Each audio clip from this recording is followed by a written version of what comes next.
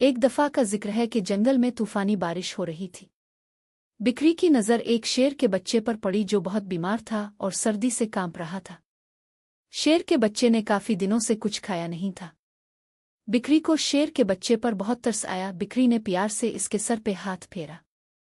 भूखे शेर ने हसरत से बिक्री की तरफ देखा। बिक्री समझ गई कि ये बहुत भूखा है। इसने शेर के बच्चा को खाना दिया, दूध पिलाया। इतनी देर में बारिश रुक गई। बिक्री ने वहां से जाने का इरादा किया, लेकिन फिर इसे ख्याल आया कि कहीं शेर का बच्चा अकेले मर ना जाए। लिहाजा बिक्री उसके पास रुक गई। 2-3 दिन अपने घर नहीं गई, बल्कि शेर के बच्चे की देखभाल करती रही। बिक्री की देखभाल की बदौलत शेर का बच्चा तंदुरुस्त हो गया। बिक्री ने सोचा, अब शेर का बच्चा तंदुरुस्त हो गया है, अब मैं चली जाती हूँ। मगर फिर इसे बच्चे पर रहम आया कि इसके माँ बाप तो ना जाने कहाँ हैं। ये बेचारा अकेले में घबराएगा, कहीं शिकारी का निशाना ही ना बन जाए। चुनांचे वो इसे अपने घर ले आई।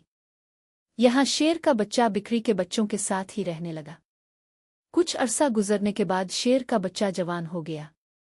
एक दिन बिक्री घास खा रही थी और शेर का बच्चा बिक्री की रखवाली कर रहा था।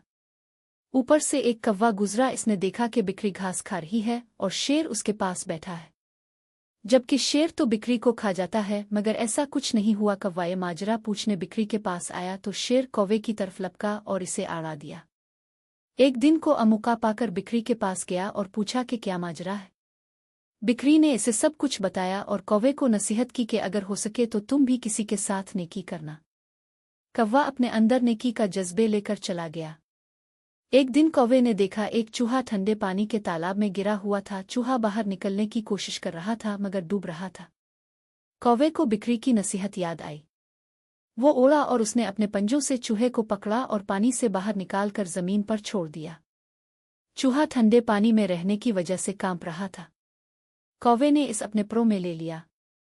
कुछ देर गुजरने के बाद कौवे ने चूहे को प्रों से बाहर निकाला तो देखा चूहा ठीक हो गया है, मगर चूहे ने इसके पर काट दिए। अब कौवा उड़ने की कोशिश करता और जमीन पर गिर पड़ता।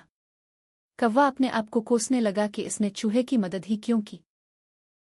इसे बिक्री पर भी गुस्सा था। कुछ अरसा गुजरने के बाद कौवे के नए पर उग आए और वो फिर उड़ने लगा।